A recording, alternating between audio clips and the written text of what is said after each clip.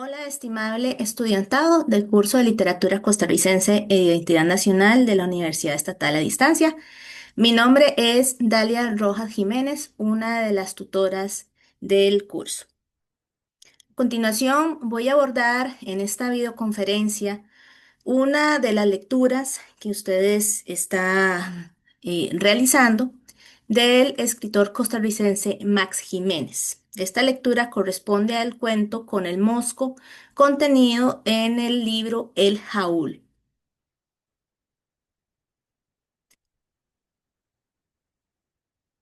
En este sentido, espero que sea de bastante provecho este análisis y ver desde la perspectiva de este autor el texto, ¿verdad? Vamos a hacer una sinopsis, vamos a tocar temas en torno a ciertas desmitificaciones que provoca este cuento precisamente dentro del ámbito nacional costarricense.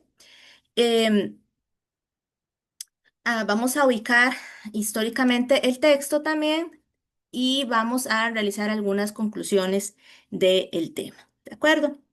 Entonces, primeramente, pueden ubicarse también en la antología corresponde al módulo 2, ¿verdad? De la compiladora Ana Cristina Flores Monge, Antología de Literatura Costarricense e Identidad Nacional, en donde vienen contenidos los textos literarios o los extractos de los textos literarios que les están sirviendo a ustedes para el análisis teórico del curso respectivo. Entonces, ¿quién era Max Jiménez? Él nació en 1900, fallece en 1947. Su nombre era Max Jiménez Huete.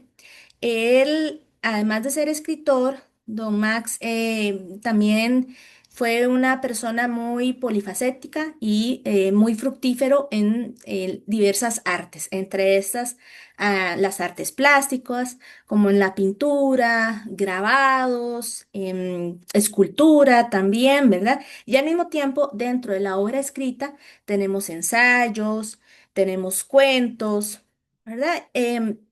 Sobre todo, y tal y como se menciona dentro de la antología, se puede denominar a don Max Jiménez como un fundador del arte moderno costarricense junto con el pintor Manuel de la Cruz González.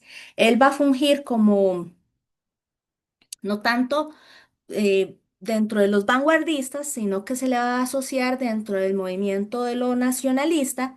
Sin embargo, va a cumplir ciertas características de la vanguardia, ¿verdad? Porque va a provocar ruptura, va a provocar desmitificación, va a utilizar otro tipo de figuras literarias. em, y dentro de sus obras escritas propiamente tenemos, bueno, un conjunto de ensayos publicados en 1926, unos fantoches en 1928, Sonaja en 1930, Quijongo en 1933, El domador de pulgas en 1936, El Jaúl en 1937 y Candelillas publicado, ¿verdad? De manera póstuma en 1978. Muy bien, em, vamos propiamente. El Jaúl se ubica dentro de una zona urbano-rural, ¿verdad? Como lo es San Luis de los Jaúles, en donde se ubica el desarrollo de la historia propiamente con el Mosco, que es la que analizaremos, ¿verdad? Para esta videoconferencia y para el curso también. Entonces, em, a ver, les decía que Maxi Jiménez va a formar propiamente del movimiento de los nacionalistas, ¿verdad? Sin embargo, tiene estas características que van a cumplir, ¿verdad? Con esa ironía, con la crítica también del espacio costarricense, ¿verdad? Al mismo tiempo, es uno de los autores que precisamente por el tono de su obra literaria, del Jaúl, Eh, Va a ser un autor que es criticado dentro del mismo entorno de la teoría literaria costarricense para ese momento, ¿verdad? ¿Por qué? Porque recordemos que desde eh, desde ese encuentro que tienen Gallini y Fernández Guardia en torno a lo que debería ser propiamente em, o como deberían describir la literatura costarricense, desde ahí se da como un molde, por así decirlo, ¿verdad? O se mitifica al mismo tiempo la figura del campesino costarricense, ¿verdad? Entonces, que formó parte también, como ya ustedes lo vieron anteriormente en la lectura, en los análisis, en las tutorías, formó parte de la configuración de este labriego sencillo, ¿verdad? Que era, pues, como un símbolo de esta construcción de este proyecto de Estado-Nación, ¿verdad? A principios del siglo con la oligarquía cafetalera. Entonces, claramente, Max Jiménez no parte propiamente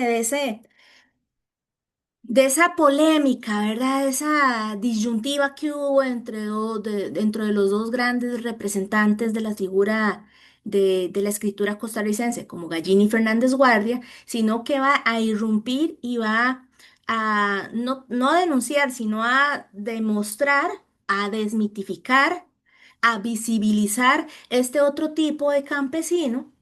eh, de zona, ¿verdad? Una zona montañosa, alta, eh, y de cómo vivía y de cómo se configuraba y cómo era su vida y sus interrelaciones con nosotros, ¿no? El texto, ¿verdad? Vamos a ubicar entonces dentro de ese desencanto, ¿verdad? Vemos que hay crisis sociales costarricenses dentro del contexto costarricense, pues una crisis política, ¿verdad? Tenemos la huelga bananera del 34, tenemos grandes triunfos que nos quedan hoy, como el proyecto de las garantías sociales, cuando se une Calderón con, con el movimiento del comunismo, ¿verdad? Eh, Y esto estaba, ¿verdad? Esto ya vemos, después va a seguir trayendo conflictos políticos sociales, posteriormente que van a culminar en el 48 y con la fundación de la segunda constituyente, ¿verdad? De la República de Costa Rica. Señalar que hay una emergencia de una sensibilidad estética experimental em, en ese momento, en esta primera mitad del siglo anterior, entonces hay una literatura que va a funcionar como un instrumento de esa crítica de la identidad nacional, como lo vimos en otros textos. Pero Max Jiménez no solo va a denunciar la explotación de las bananeras, ¿verdad? Como María Isabel Carvajal, ¿verdad? Conocida como Carmelira, en Bananos y Hombres, sino que también al mismo tiempo él va a encargarse de ir dentro de esta parte de la construcción del personaje en sí, ¿verdad? Y de desmitificarlo, de quitar esa idealización de cómo eran los costarricenses, de la clase campesina, de estos estratos, que no solo eran labriegos sencillos y trabajadores, pero sino también que eran personas con toda su complejidad, que no eran buenas ni malas, sino que eran también productos del sistema, que hacían acciones que se podían entender como acciones aberrantes al mismo tiempo, pero que eran personas y que no eran personas santas como se estaba idealizando desde un sector de la sociedad política, ¿verdad? Como parte de este proyecto de construcción del Estado-Nación. Entonces, ahora, esto dentro de ese contexto costarricense. Pero, ¿de qué trata el relato? Ahora sí, propiamente, ¿verdad? Porque se llama Con el Mosco, ¿verdad? Entonces, el Mosco va a ser esta figura campesina, ¿verdad? Un señor. que sí, precisamente campesino, que trabajaba dentro de su comunidad, en ese entorno rural, ¿verdad? Pero al mismo tiempo se presenta como un personaje áspero que tomaba, ya ahí entonces vemos estos, estas denuncias de este otro ser costarricense, eh, que no era tan bueno como se pintaba, ¿verdad? En otros textos. Entonces tenemos a otro tipo de ser costarricense campesino que va a tomar, ¿verdad? Que sí, bueno, va a ser trabajador, ok, sí, va a tener una familia y aquí entramos a otro tipo de familia también que vamos a analizar más adelante en esta videoconferencia. Este, y, ¿verdad? Al mismo tiempo el narrador a exhibir otras verdades o otras realidades, en un mejor decir, ¿verdad? De este mundo campesino.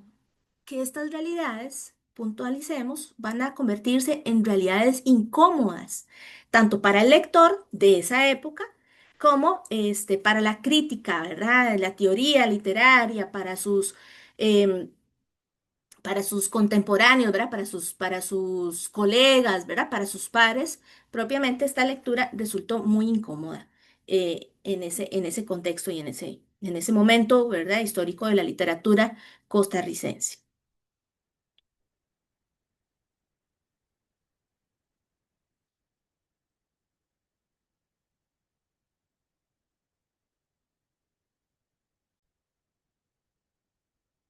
Ahora, ¿cuáles son esos ejes temáticos centrales?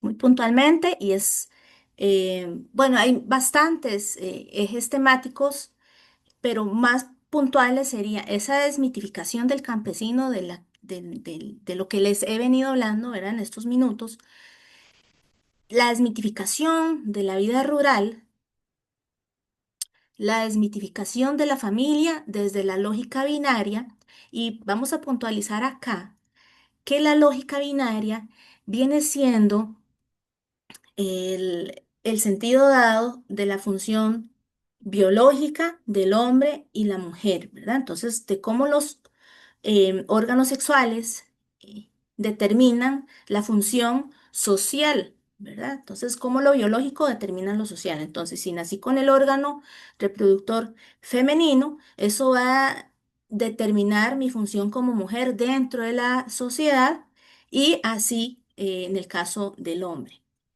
Esto se aúna, ¿verdad?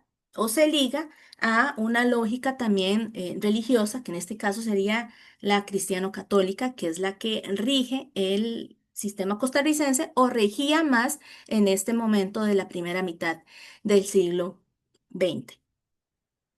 Entonces, vamos a entender que ahora, ¿verdad? No se trata de meternos ni dentro de un discurso religioso de lo que debe ser un buen o un mal comportamiento, ¿verdad? De esa dicotomía, más allá del credo que tengamos, ¿no?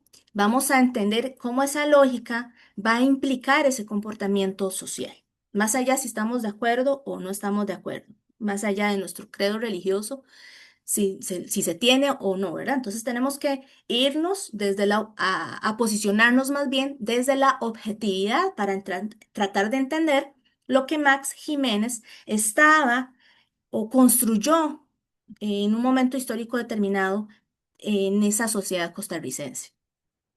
Entonces, para ese momento, esa lógica binaria o ese deber ser del hombre y la mujer decía, ¿verdad?, que la mujer tenía que cumplir su rol dentro de un matrimonio, casarse, tener hijos, encargarse del hogar, ¿no? Ciertamente, hubo mujeres en ese periodo histórico que rompieron con ese paradigma. Por ejemplo, Marisabel Carvajal, conocida como Carmen Lira, va a romper ese paradigma, ¿verdad? Es una intelectual muy importante que formó parte de estos movimientos sociales de la lucha por la justicia y la equidad laboral y de la figura de la mujer en movimientos políticos y el derecho al voto de las mujeres propiamente. Pero eso era una excepción a la regla. Ella, entre otras muchas, ¿no?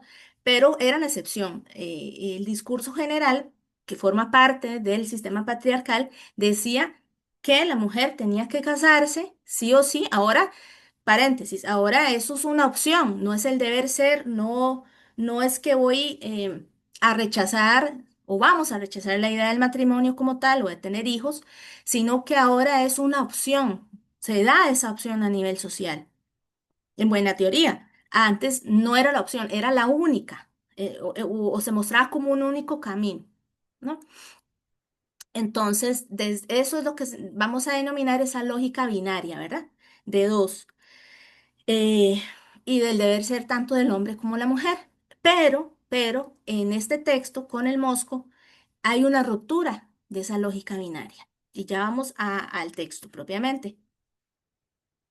Ese cuerpo, la animalidad, ¿verdad? Como otro de los ejes temáticos, la humillación como marca de subalternidad, ese ultrajar el cuerpo de la hija, que ya vamos a eso propiamente. Otro de los ejes temáticos es la violencia estructural, simbólica, y la ironía y desencanto frente a los discursos nacionales e idealizados. Entonces vamos a la lectura. El Mosco va a estar conviviendo en concubinato escandaloso, ¿verdad? Con tres mujeres. Y esas tres mujeres también al mismo tiempo eran hermanas.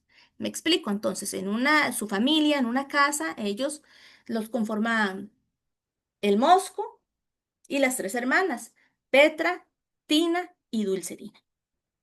¿Ok? Entonces, mantengamos ahí eso por un momento. Desde ahí, entonces, ya Max Jiménez, esa familia ideal, esa lógica patriarcal, binaria, se desmitifica totalmente, porque en primer lugar, no estaba casado con ninguna, convivían con el Mosco y el Mosco tenía relaciones con las tres hermanas, y además que eran hermanas, ¿ok? Eran hermanas. Entonces, posicionándonos desde ahí, eran hermanas y con cada una tenía hijos, ¿no? Ahora, otro de los aspectos importantes es que una de las hermanas, Petra, propiamente, tenía celos y ella quería ser la única, ¿ok? Em, para llamar la atención del Mosco o denunciarlo, ¿verdad? Ahí es donde Petra comete como ese ultrajar propiamente al cuerpo de su hija, de la única hija que tenía con el Mosco. Y le introduce un cuchillo en la vagina. Por eso es que es muy simbólico, ¿verdad? Por eso hablamos de violencia estructural y simbólica. Para hacer creer, ¿verdad?, a las autoridades del pueblo y al pueblo en general que el Mosco había violentado, ¿verdad? Había violado a su hija, a la hija que tenían en común. Petra entonces va a funcionar eh, como una figura simbólica en donde ella como madre ultraja de manera aberrante, animal, el cuerpo de su hija, por celos, ¿verdad? Por celos porque para ella el Mosco prefería a su hermana, a Tina, ¿verdad? Ella le reclamaba a Tina que siempre estaba embarazada, que siempre estaba embarazada. Otro aspecto importante de Petra es que va a configurarse como una mujer fatal. ¿Por qué? ¿Verdad? Desde la teoría literaria y de género tenemos una, una contraposición entre la mujer ángel y la mujer demonio. Y la mujer demonio, em, denominada también como mujer fatal, se va a posicionar frente a esa figura buena, sumisa de la mujer, esposa, madre, abnegada, dentro del hogar y se va a revelar, ¿verdad? Y va a irrumpir otros espacios en los que dentro de la lógica binaria patriarcal la mujer anteriormente no había estado, no había irrumpido. la mujer, ¿verdad? La mejor demonio, la mujer fatal en este caso. Y como parte de las características, Petra va a cumplir eh, un rol también de negar la maternidad en dos sentidos simbólicos, tanto en cuando ultraja el cuerpo de su hija para mentir y decir que fue su papá el que la violó, ¿verdad? O su pareja, sino también que ella comete infanticidio, ella también se embaraza, pasa embarazada, pero al dar a luz entierra a sus hijos debajo del piso de la casa. Entonces, tiene esta doble función simbólica o que se puede ligar a la negación de una maternidad, que al mismo tiempo va a funcionar como esta desmitificación de esta mujer ideal, desde esa lógica, para ese momento histórico costarricense. Muy simbólico, violencia simbólica. De la doble negación de la maternidad como parte de una mujer que convivía con el mosco. Vean qué interesante. Y estamos hablando de un texto precisamente que es publicado, ¿verdad? En 1937, es publicado además en Chile, en otro país, pero que, ¿verdad? Va a mostrar esa otra cara del campesino costarricense y aunque es ficción, ¿verdad? Porque recordemos que este tipo de literatura es ficción, está denunciando otro tipo de realidades que efectivamente y que ya 2025 sabemos que sucedían y que siguen tristemente sucediendo, ¿no? Muy bien.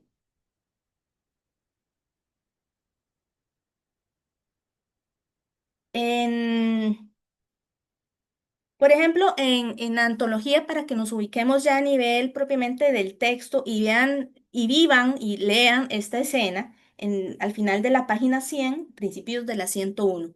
Voy a leer textualmente, dice. Vos me las vas a pagar. Vos no seguís así con el mosco. Ella refiriéndose a su hermana Tina. Solo vos y vos. Ya ni a Dulcerina le hace caso. Vos le has echado maleficio. El mosco era un peón magnífico, una especie de bestia que volcaba montaña y cuando había acumulado unos realitos, iba a bebérselos en guaro.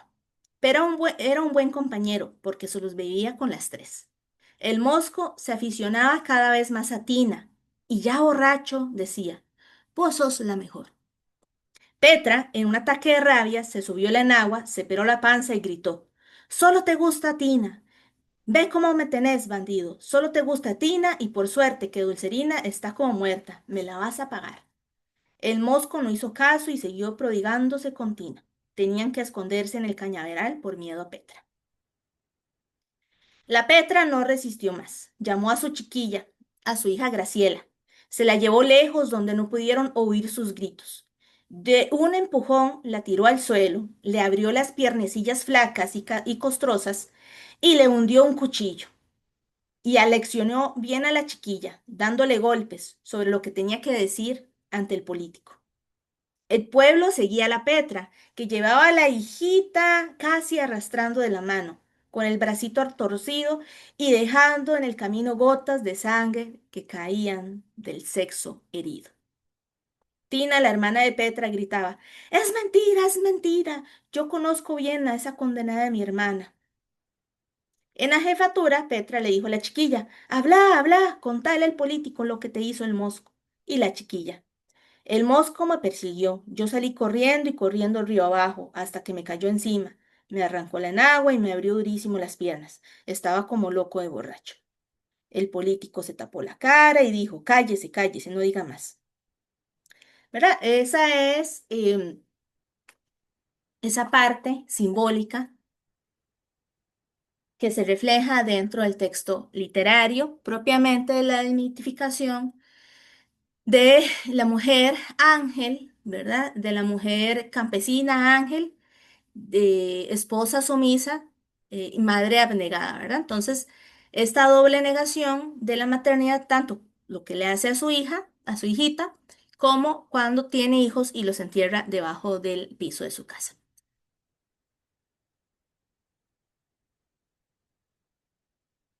Ahora, Vamos a ver las relaciones de fuerza, ¿verdad? Que tienen personajes. El Mosco va a configurarse como una figura compleja. Ya lo decíamos al inicio de esta videoconferencia. Va a ser pues, ese campesino no ideal, ¿verdad? En contraposición con el labrador sencillo. Él no va a fungir como un héroe nacional, como un Juan Santamaría que va a dar su vida por la patria, ¿no? Va a él a representar propiamente la decadencia de lo rural. ¿Por qué? Porque esto le sucede, ¿verdad? Por estar conviviendo con tres mujeres al mismo tiempo, no estar casado, ir contra la religión, porque ir contra la religión en ese momento es ir también contra lo político, porque la religión, el proyecto político es un proyecto también religioso, ¿verdad? Van de la mano. Ahora, en cuanto a las hermanas, ahí ciertamente van a existir estas relaciones de sumisión, de autoridad. Si bien es cierto, él las mantenía, era un buen jornalero y disfrutaba de su, de su recompensa al final de la jornada con las tres. Y en buena teoría, ellas iban a estar sometidas a esa figura de autoridad, como lo puntualiza dentro del texto. Al mismo tiempo, él tiene que esconderse para verse con una de las hermanas porque Petra se pone como loca. ¿De acuerdo? Entonces, favores, chantajes, silencios. Al mismo tiempo, el tipo de habla, ¿verdad? ¿Cómo está, cómo lo reflejan y cómo lo reflejamos acá dentro del texto literario? Eh, la parte de ultrajar, ¿verdad? La función de Petra en esa negación de la maternidad, de cómo lo niega a través de cuando ultraja a Graciela y al mismo tiempo de cuando mata o cuando entierra a los bebés debajo de su casa, ¿verdad? La casa como cementerio. Y es una relación vertical, ¿verdad? Graciela hace lo que la mamá le dice, aunque fue la mamá quien la agredió de manera tan brutal. Relaciones verticales de sumisión y de autoridad. En cuanto al espacio y al ambiente, vemos que entonces se había constituido el campesino, ¿verdad? El campo como una especie de utopía, como un espacio idílico, pero aquí en contraposición a este clima áspero, un clima montañoso, muy arriba, ¿verdad? De trabajo y el trabajo con esa descarga emocional y la descarga también de salir un poco de la rutina y del escape mediante la bebida, el alcohol, ¿verdad? Y existen claramente estos también espacios de control de la finca, la casa, ¿verdad?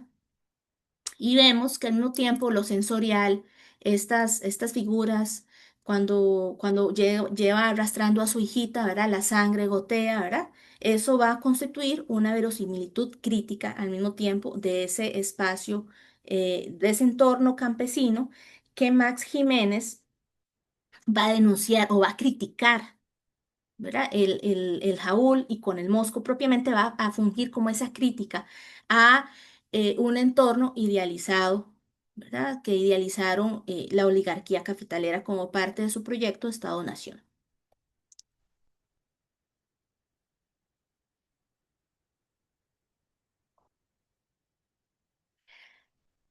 Tiempo y ritmo, ¿verdad? Y lo cotidiano, siempre hacer lo mismo, levantarse temprano, ir a trabajar, ¿verdad? Esa parte cíclica que desgasta, eso lo está también colocando Max Jiménez en el texto. Y estas irrupciones, lo que se sale, lo que va a romper con la cotidianidad, va al mismo tiempo a subrayar las desigualdades entre quienes tienen el poder como el político, ¿verdad? Em, y entre quienes no. Se subrayan estas desigualdades. Tenemos una voz narradora. em, Hay un narrador que se aproxima a esa perspectiva del personaje, ¿verdad? Y esta focalización que va a alternar la distancia irónica y al mismo tiempo una cercanía empática, ¿verdad? Entonces hay indicios de un estilo indirecto libre, Podríamos denominarlo de manera muy coloquial como esta mirada corrosiva, ¿verdad? Que es lo que intenta denunciar al mismo tiempo el escritor Max Jiménez. Tenemos dentro de los procedimientos estéticos la ironía, la hipérbole, ¿verdad? Toda esta exageración al mismo tiempo, lo grotesco con este tipo de imágenes, ¿verdad? Que se hila con lo brutal de la cotidianidad y de lo que está sucediendo. eh, esta imagen poderosa de lo material, plasmada propiamente en lo material como el cuerpo, la suciedad o la suciedad del cuerpo, los insectos que abundan dentro de esta zona, las va a subrayar y los va a puntualizar. Y dentro de estos procedimientos estéticos, por ejemplo, hay existe una sintaxis propiamente cortada para intensificar el conflicto, ¿verdad? Lo que estaba sucediendo en ese momento. Ahí, esto es parte, por ejemplo, de vínculos con estéticas de vanguardia. Ahora, el mosco, bueno, eh, es un insecto como dispositivo de lectura política, ¿verdad? Em, es una marca de estigmatización, un estigma y al mismo tiempo de deshumanización. Siempre está ahí, ¿verdad? Es una molestia y va a fungir como una metáfora de la sobrevivencia subalterna, es decir, de esa otra realidad costarricense. En cuanto al lenguaje, ¿verdad? Tiene registros de oralidad y refranes, apodos, diminutivos que van a servir al mismo tiempo para reforzar esto de la deshumanización, de la estigmatización de los personajes.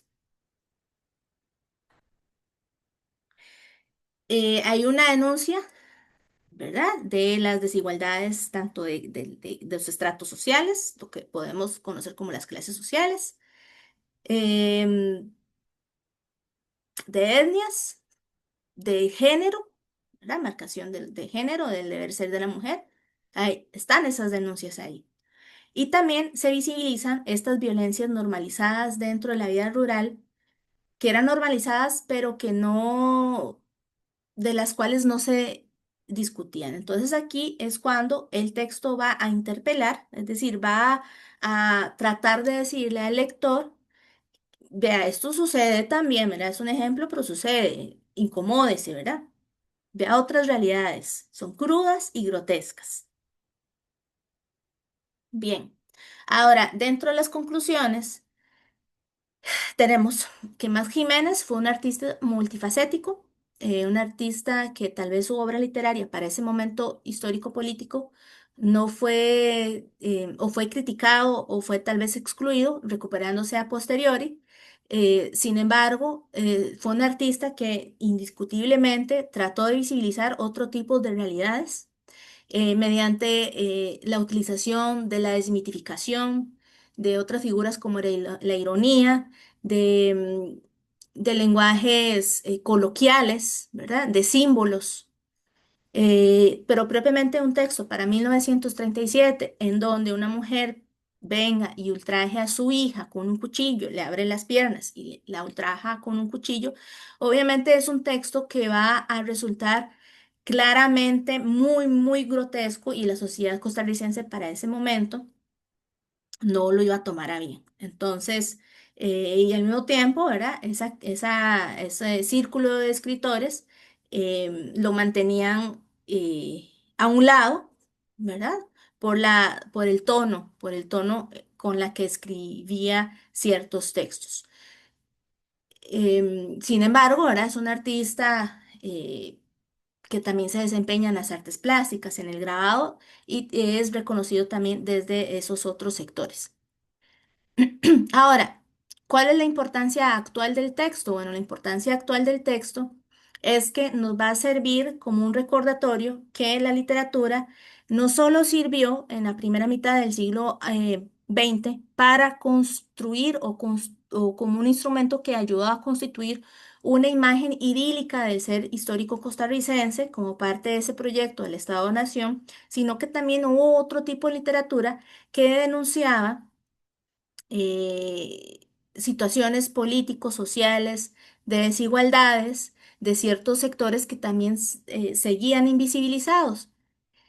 Y Max Jiménez, recalcar que su particularidad fue desmitificar la figura de la familia tradicional, fue desmitificar la figura de la madre abnegada, fue al mismo tiempo también desmitificar que ese campesino trabajaba, pero también tomaba, desmitificar que también que habían hombres que no solo se quedaban con su mujer Ángel, ¿verdad? Que eran cosas que se sabían, que los hombres tenían otras mujeres, eran infieles, ¿verdad? Tenían dos o tres familias al mismo tiempo.